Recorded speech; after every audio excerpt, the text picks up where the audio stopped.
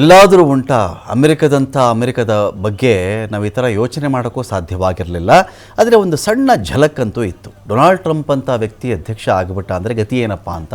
ಕಾರಣ ಕಳೆದ ಬಾರಿ ಅಧ್ಯಕ್ಷ ಚುನಾವಣೆಯಲ್ಲಿ ನಿಂತು ಸೋತ ಮೇಲೆ ವೈಟ್ ಹೌಸ್ಗೆ ಮುತ್ತಿಗೆ ಹಾಕಿದ್ರು. ವೈಟ್ ಹೌಸ್ ಮೇಲೇ ದಾಂಧಲೆ ಶುರುವಾಗಿತ್ತು, ಗಲಾಟೆ ಹೋರಾಟ ಎಲ್ಲವೂ ಶುರುವಾಗ್ಬಿಟ್ಟಿತ್ತು.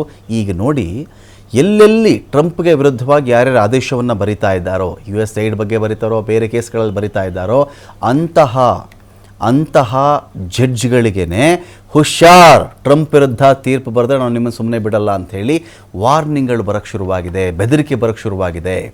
ನಾವು ಅಮೆರಿಕ ಬಗ್ಗೆನೇ ಮಾತಾಡ್ತಾ ಇದ್ದೀವಿ, ಅಫ್ಘಾನಿಸ್ತಾನದ ಬಗ್ಗೆ ನಾವಿಲ್ಲಿ ಮಾತಾಡ್ತಾ ಇಲ್ಲ, ಪಾಕಿಸ್ತಾನದ ಬಗ್ಗೆ ನಾವಿಲ್ಲಿ ಮಾತಾಡ್ತಾ ಇಲ್ಲ, ಇನ್ಯಾವುದೋ ಗಲಭೆ ಪೀಡಿತ ಪ್ರದೇಶಗಳ ಬಗ್ಗೆ ಮಾತಾಡ್ತಾ ಇಲ್ಲ, ದಿವಾಳಿಯಾಗಿರೋ ದೇಶಗಳ ಬಗ್ಗೆ ನಾವು ಮಾತಾಡ್ತಾ ಇಲ್ಲ. ಅಮೆರಿಕದಲ್ಲಿ ಇವತ್ತು ನ್ಯಾಯಾಂಗ ವ್ಯವಸ್ಥೆಯ ಮೇಲೆ ಬೆದರಿಕೆ ಶುರುವಾಗಿದೆ.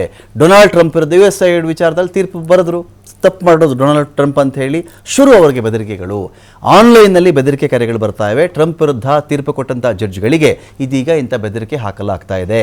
ಇಂಥ ಬೆದರಿಕೆ ಹಾಕುತ್ತಿರುವವರಿಗೆ ಭಾರಿ ಪ್ರಮಾಣದಲ್ಲಿ ಎಲಾನ್ ಮಸ್ಕ್ನ ಕಡೆಯಿಂದ ದೇಣಿಗೆ ಹೋಗ್ತಾ ಇದೆ ಅಂತ ಆರೋಪ ಇದೆ. ಇಲ್ಲಿ ನ್ಯಾಯಾಧೀಶರ ಮೇಲೆ ದೋಷಾರೋಪಣೆಗೆ ಮಸ್ಕ್ ಸಪೋರ್ಟ್ ಮಾಡ್ತಾ ಇದ್ದಾರೆ. ಅನಾಮಧೇಯ ಕರೆಗಳ ಮೂಲಕ ನ್ಯಾಯಾಧೀಶರಿಗೇ ಬೆದರಿಕೆ ಒಡ್ಡಲಾಗ್ತಾ ಇದೆ ಅನ್ನೋ ಸನ್ನಿವೇಶ ಅಮೆರಿಕದಲ್ಲಿ ನಿರ್ಮಾಣವಾಗ್ತಾ ಇದೆ.